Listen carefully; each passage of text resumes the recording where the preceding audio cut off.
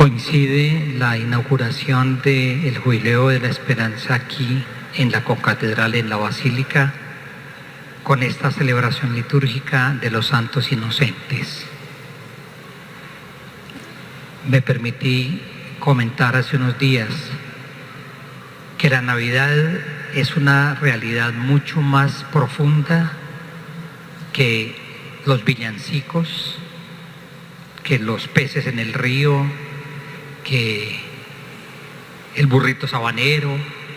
Eso forma parte de un ambiente festivo, pero el misterio de la Navidad es profundamente hondo, porque es el amor de Dios presente en la trama humana hasta las últimas consecuencias, por lo cual no existe ningún espacio de la existencia humana que le sea ajeno al amor de Dios.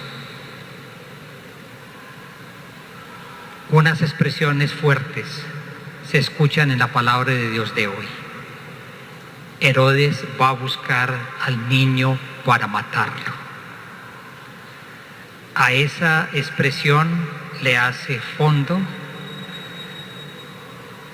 el texto del profeta Jeremías mencionado por el evangelista, donde una mujer, Raquel, llora a sus hijos y dice que no quiere consuelo porque ya están muertos. Esa frase sola, ella misma, es fuerte. Sus hijos ya están muertos.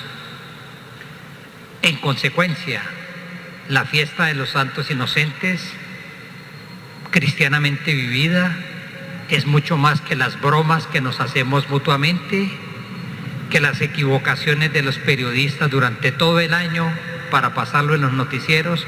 Eso forma parte del programa folclórico. Pero aquí estamos ante un misterio impresionantemente hondo. Qué cosa curiosa. Llevamos pocos días de celebración de Navidad. Estamos celebrando Navidad.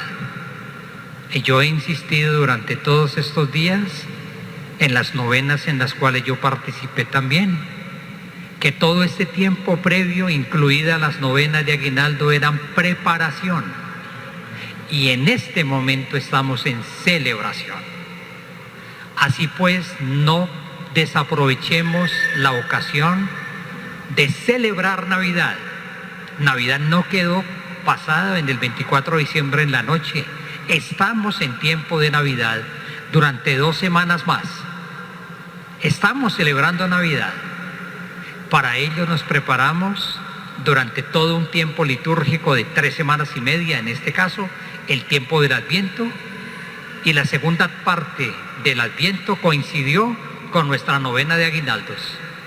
Pero todo eso era preparación, y todo eso tuvo razón de ser si dispuso nuestro corazón para que celebremos Navidad, y estamos celebrándola.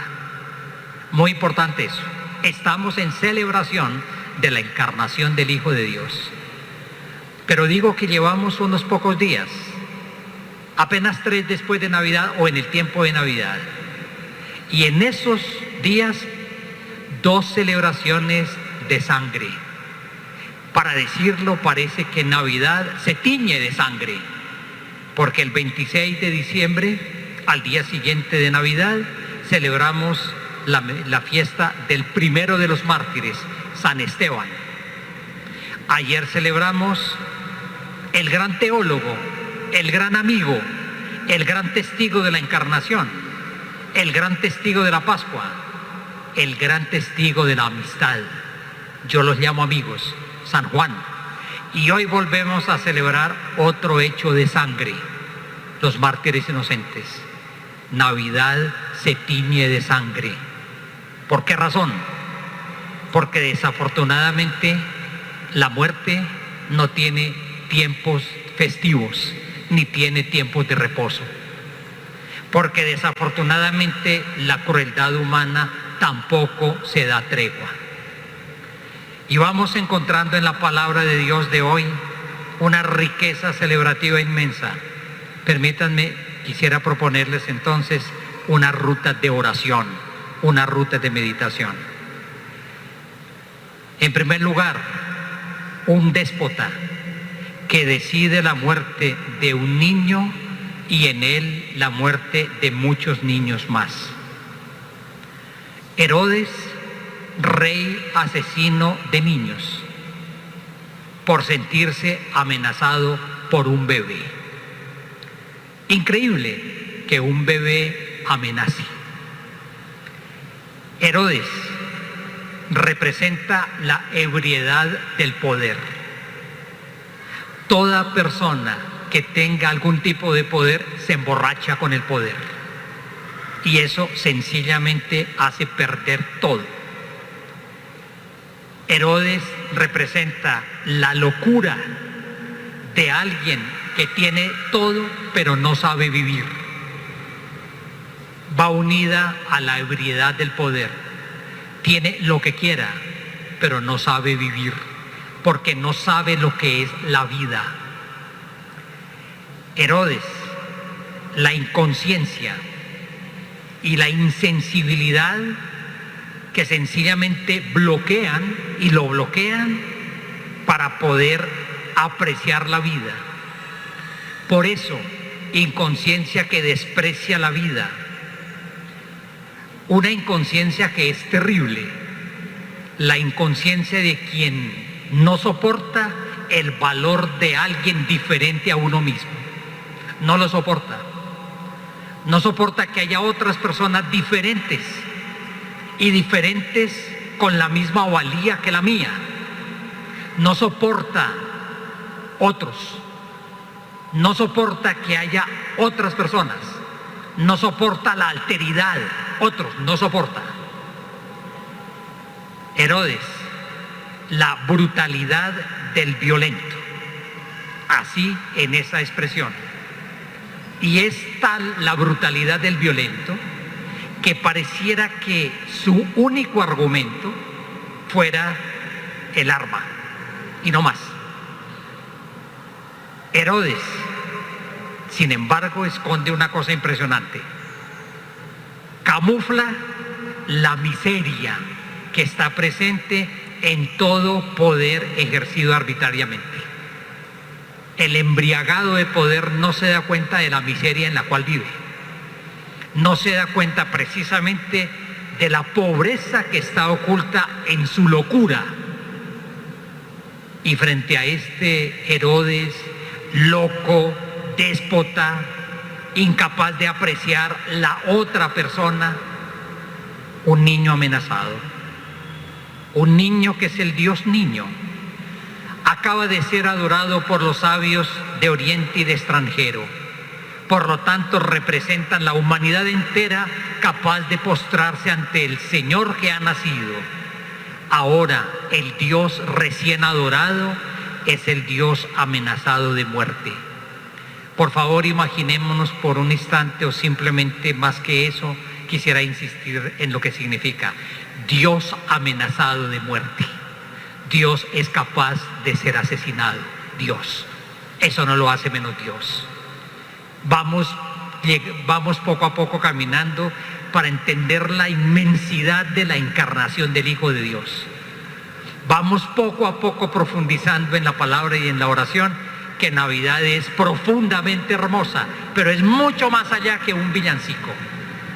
Es ni más ni menos el Dios que se deja amenazar, porque en Él están presentes todas las personas amenazadas a lo largo de toda la historia. Una infancia amenazada y martirizada, ayer, hoy y siempre. Todas las noticias que circulan por todo lado, sencillamente en las últimas semanas han puesto sobre el tapete la crueldad horrible de niños amenazados por la causa que sea, y de niños sacrificados por la causa que sea, por la causa que sea. La crueldad de niños asesinados. La vida, quizá, en el estado más vulnerable, es la vida de un recién nacido. Es lo más vulnerable que hay. Absolutamente indefenso. Sencillamente expuesto al cuidado o a la falta de cuidado. Absolutamente expuesto. Difícilmente se encuentra una vulnerabilidad mayor que un niño recién nacido. Que haya nacido en una choza, que haya nacido en un hospital elegante, que haya nacido en una casa con las comodidades de todas las que uno quiera, que haya nacido en la calle, como ha sucedido, y recientemente unas noticias por ahí decían, el niño que fue abandonado allá en un contenedor de basura. Allá fue abandonado un bebé en un contenedor de basura. Grave cuando además de la vulnerabilidad se le suma la amenaza. De por sí es vulnerable, de por sí sencillamente necesita que se haga todo para él. Pero si a la vulnerabilidad se le suma la amenaza, peor todavía. Sin embargo, mientras haya vida, hay posibilidades. Por eso, la vida vulnerable necesita personas protectoras. Toda vida vulnerable necesita al lado una persona protectora, porque de lo contrario las posibilidades se cierran. Para que las posibilidades continúen abiertas en la vida, no obstante la vulnerabilidad, se necesita una persona protectora al lado. Eso permite entonces que las posibilidades surjan. Qué bello poder identificar a José, pero qué bello identificarnos desde José, cuidadores y protectores de las posibilidades vitales de toda vida vulnerable, amenazada. Es impresionante lo que está ahí escondido, pero se necesitan presencias protectoras y presencias que cuiden. Esta huida a Egipto no es cobardía, es cuidado y es protección. Esta huida a Egipto significa que el Dios niño necesita protección y para ello necesita refugiarse, salir del campo de influencia del rey déspota. Su proyecto de vida es de largo alcance. Ojalá todo proyecto de vida de un recién nacido fuera de largo alcance y no fuera corto. Ojalá. Pero el proyecto de vida de este pequeño que ha nacido de las entrañas de María en el portal es de largo alcance. Y ese proyecto necesita realizarse. Pero ese proyecto estará marcado por aquello que precisamente está viviendo ese niño en ese momento: amenaza de muerte. Esa es la historia de Jesús. Esa es la historia de aquel que ha nacido en el pesebre. La Navidad es muy seria, es bellísima, es una época esplendorosamente hermosa. Y la Navidad cristiana es sencillamente un don de Dios que hay que saberlo gozar. Pero también la Navidad esconde drama. Un día, ese Dios niño será llamado de Egipto, porque su misión no puede interrumpirse. Y ese día se hará presente ya con su vida protegida gracias a una presencia protectora, precisamente para ofrecerle a la humanidad una respuesta frente a la violencia, frente a la muerte, frente al odio. Para eso se hará presente. Y esa es la seriedad de la encarnación. Esa es la hermosura de la encarnación, que alguien haya querido sentirse amenazado para ser capaz de ofrecer una respuesta a toda amenaza contra la vida humana. Eso es lo que estamos celebrando, ni más ni menos. Eso. Jesús niño no es un héroe, y no hagamos jamás del Señor un héroe. Es alguien vulnerable que tiene que ser protegido. Y la protección que José le ofrece está toda ella ofrecida por la palabra de Dios. ¡Qué contraste! Herodes es un rey arbitrario, sencillamente dependiente de su propio capricho. José es el padre y esposo que protege la vida según las indicaciones de la palabra. Uno puede buscar ser protector de muchas formas, pero hay una que es la que la palabra le ofrece. levántate, toma al niño y a su madre, huye a Egipto, quédate allí hasta cuando yo te avise. La protección hay que saberla hacer también. Y qué más bello que inspirar el cuidado protector frente a lo vulnerable desde la palabra. Aquí no estamos ante ocurrencias de una persona. Aquí no estamos de ninguna manera ante ciertos protagonismos. No estamos ante eso. Estamos ante un signo del Dios cuidador que quiere prolongar el cuidado en las manos de muchas mujeres y hombres cuidadores. Llantos, gritos y lamentos. La profecía se ha cumplido. Como antaño se escuchó en los lamentos y gritos en Ramá, una madre, Raquel, madre de las tribus de José y de Benjamín, llora a sus hijos y no quiere consuelo porque están muertos. A mí esa expresión me parece fuerte. No quiere consuelo. ¿Quién no quiere consuelo frente a unas situaciones como estas? Pero a mí me parece que la imagen es tan importante porque sencillamente pone ante nosotros algo, lo irreversible y simultáneamente irreparable. Ya están muertos. Eso es irreparable, eso es irreversible. Ante la muerte no hay vuelta atrás. Ante la muerte no hay reversa. Es imposible deshacer ese hecho de muerte, es imposible. ¿Qué queda? La expresión es muy fuerte, parece que ni siquiera el consuelo, ni siquiera eso. Ella llora con gritos y lamentos porque sus hijos ya están muertos y no quiere consolación. Es impactante cómo la brutalidad humana es capaz de sembrar dolores definitivos.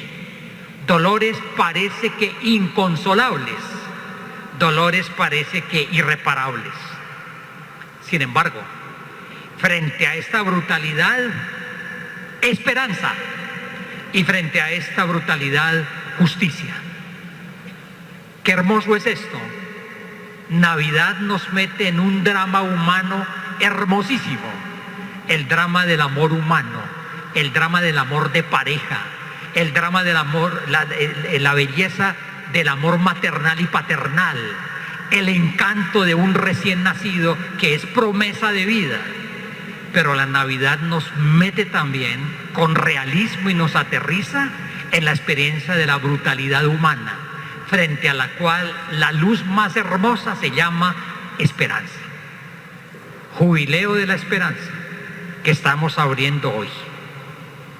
Una infancia martirizada de muchos niños allá, que sin embargo es plenificada por la infancia de otro niño que tiene por nombre Jesús.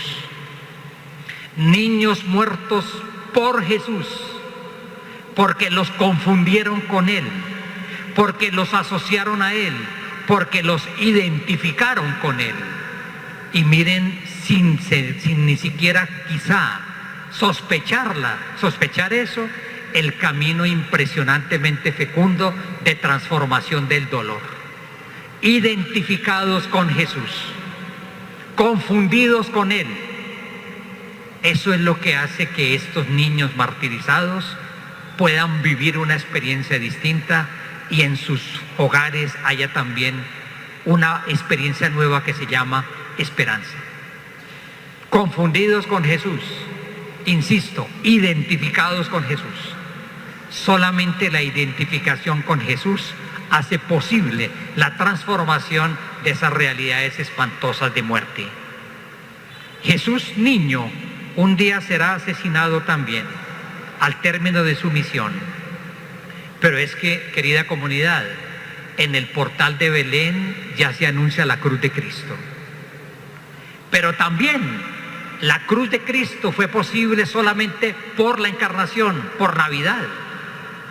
En Jesús el amor de Dios ha asumido toda la existencia humana, pero todo es todo. Cuando la vida humana es engendrada, cuando la vida humana es gestada, cuando la vida humana crece, cuando la vida humana vive crisis, Cuando la vida humana se hace bella, cuando la vida humana nos muestra unas facetas horribles, feas y espantosas, cuando en la vida humana brillan los valores, cuando en la vida humana brillan los horrores. La vida y la misión de Jesús tienen como término sumergirse en una muerte violenta, su cruz. ¿Para qué? Para llenar la muerte violenta de un poder transformador que solamente puede ser el poder del amor creador de Dios. Nada más es capaz de transformar esos hechos brutales que se llaman muerte por la violencia arbitraria del que tiene el poder, o que está ebrio de poder, o que sencillamente es incapaz de reconocer el valor hermoso de otra persona diferente a mí y que tiene que ser diferente de mí. Esperanza, qué hermosa palabra que está presente en nuestra celebración de hoy de los mártires, de los inocentes. ¿Qué implica esperanza? Una apertura allí donde todo termina. Una luz oculta allí donde lo que se impone es oscuridad. Un sentido que se va insinuando allí donde todo es absurdo. Concordia que se va imponiendo poco a poco donde todo es violencia. Amor presente en el odio poderoso de aquel que sencillamente, arbitrariamente es violento. Gratuidad en la prepotencia. Esa presencia germinal se llama esperanza. Vida oculta en la experiencia misma de la muerte. Vida triunfante. Vida que se va abriendo paso. Yo creo que la palabra de Dios de hoy nos permite ver que la vida humana, todos nosotros la realizamos y la asumimos en distintos niveles. Está el primer nivel de los hechos, como los hechos se dan. El hecho encantador, cautivador de un pequeño que ha nacido. Hasta uno podría decir, ¿qué importa que haya sido allá? Nació. Es la vida, es el valor de la vida, es la reafirmación de la hermosura de la vida. Ese es un hecho encantador. Y ese es un primer nivel como transcurre la vida. Pero también en ese mismo nivel de los hechos, esa cuota a veces excesiva de dolor, de sufrimiento, de crueldad, incluso de sevicia, con todos los efectos, algunos que son irreparables, y con todas las consecuencias que pueden dañar para siempre vidas humanas. Pero me parece a mí que ese nivel que es real, y ahí es donde acontece el día a día de muchas personas, de todos nosotros, ahí acontece. Hay otros niveles que están presentes pero están ocultos y que es importante permitir que broten. Ese es el nivel de la esperanza oculta que va germinando. Es ese nivel de una luz que está oculta pero que es interior a los mismos hechos y que pide sacarnos a los seres humanos del absurdo, superar el daño que se ha recibido, abrir en la vida una brecha de claridad, buscarle a la vida una salida, y ahí se va insinuando discretamente lo que llamamos esperanza. Otro nivel que también se va insinuando poco a poco, que corresponderá siempre que toda la persona que se considere justa, ojalá sea capaz de hacerlo. La denuncia y la puesta en evidencia de la contradicción de toda forma de violencia, de la contradicción de toda forma de violencia brutal. Es contradictoria, y eso hay que decirlo, y eso hay que percibirlo. Y allí donde vaya brillando esta verdad, va poco a poco germinando lo que en lenguaje cristiano se llama esperanza. Indudablemente, y esto es sorprendente, a muchos, creo yo, nos deja en silencio cuando somos capaces de escuchar el testimonio de víctimas y somos capaces de evidenciar una fuerza interior impresionante que se llama perdón y se llama reconciliación. por las víctimas, cualquier tipo de víctima. Es este Jesús que tiene que salir, que huye, pero que en la cruz, con una entereza total, será capaz de decir: perdónalo, Señor. Nos dejan en silencio las víctimas capaces de perdonar. Y ahí está presente lo que el lenguaje cristiano se llama esperanza. El soporte de la solidaridad fraternal con las personas que sufren.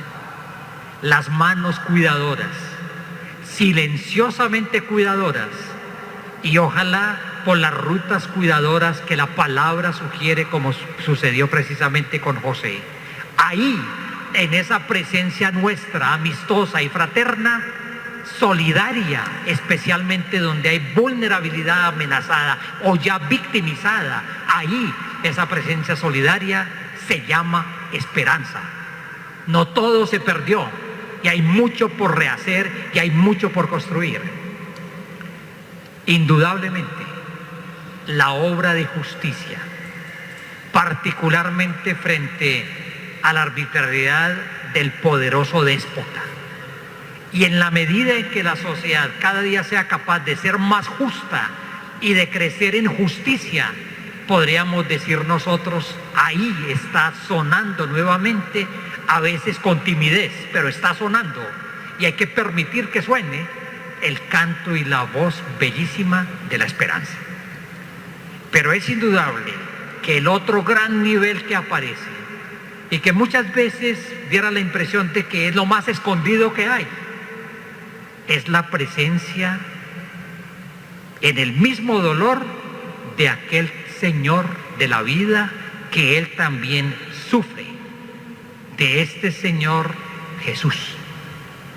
Es la locura de la violencia que gracias a su presencia termina siendo colmada por la cordura del amor. Es la presencia del Señor que termina afrontando el poder destructor precisamente de la fuerza violenta y comienza a impregnarla de una fuerza desarmada que se llama no violencia. Esa es la obra de Dios en el corazón de las personas. Es la presencia oculta del Señor que es capaz de colmar el resentimiento de reconciliación.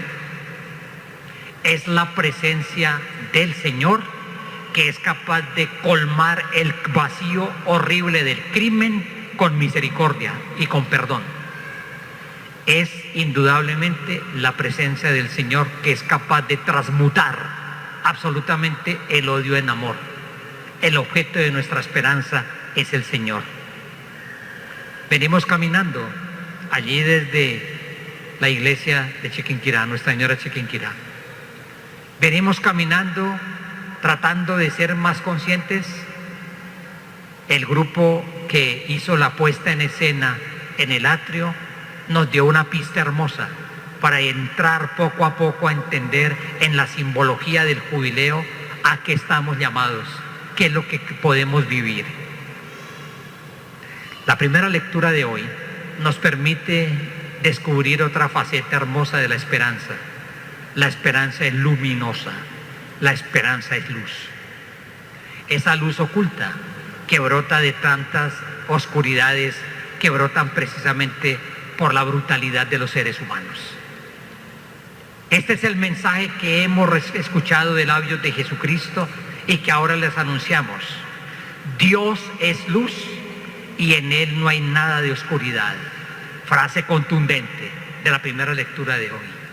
Dios es luz y en Él no hay nada de oscuridad.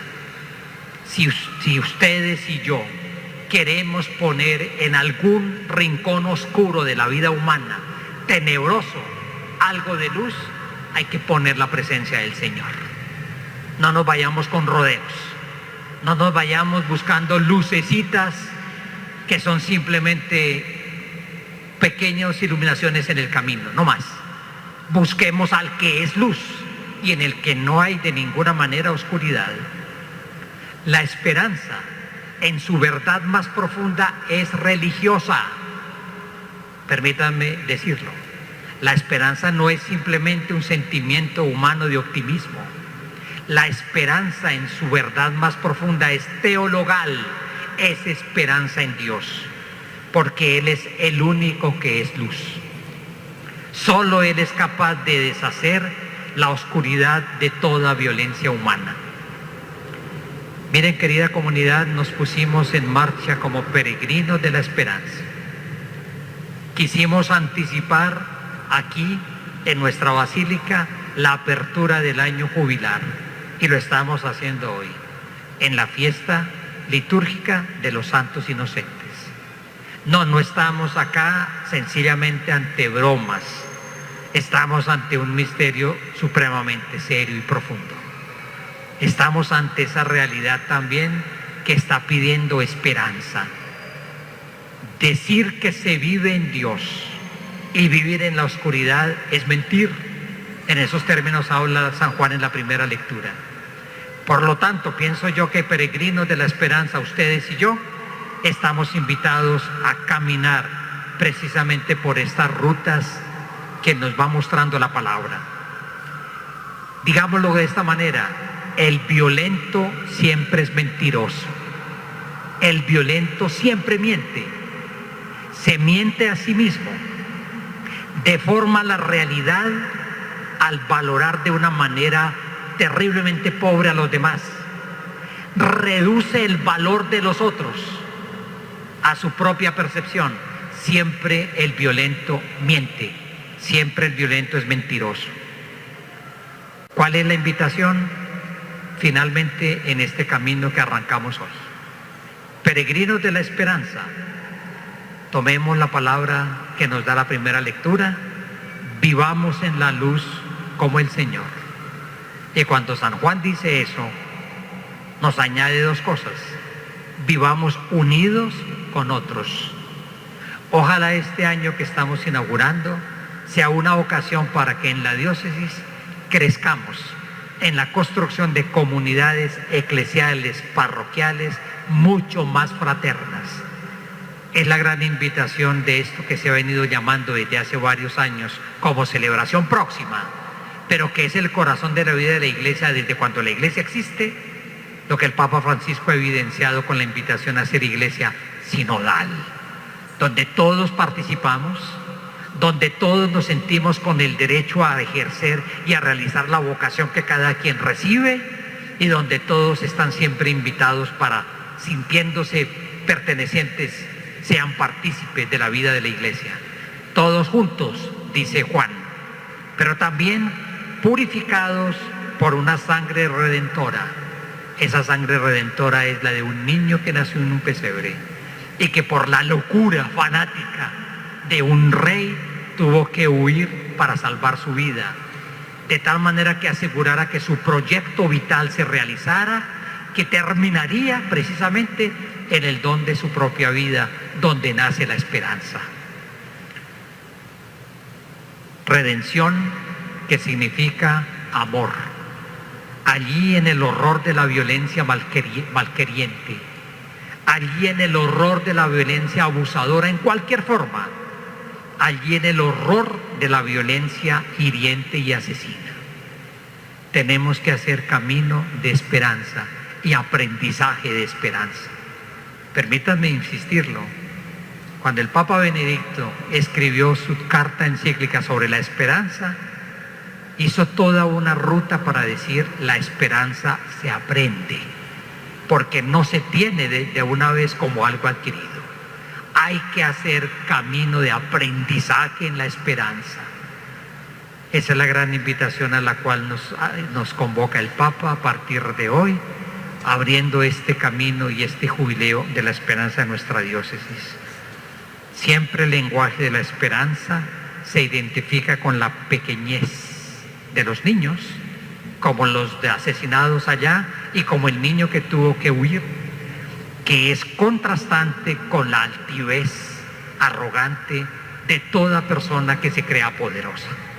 Siempre la ruta de aprendizaje de la esperanza pasa por la ruta de la pequeñez. María Nuestra Señora es estrella de esperanza. Vamos a invocarla también en el corazón para que ella sea para nosotros maestra de esperanza. A mí me parece sencillamente bello que demos comienzo aquí en el Socorro a esta experiencia de ruta jubilar, precisamente en esta fiesta de los santos inocentes, por todo el drama que significa, pero por toda la luz de esperanza que ahí nace. Mañana, en la Catedral en San Gil, daremos inicio también en todo ese otro sector de la diócesis al Jubileo de la Esperanza, en otra celebración con un sabor navideño hermosísimo también, pero no menos profundo que la celebración de hoy, pero con otra tonalidad en la fiesta de la Sagrada Familia, que también es misterio de amor, que tiene un sentido completamente distinto desde la Noche Santa de Navidad en el portal de Belén. Todo se ilumina desde ahí. Bien, querida comunidad, tomémonos un momento en silencio para orar. La palabra nos ha permitido hacer una ruta por un déspota,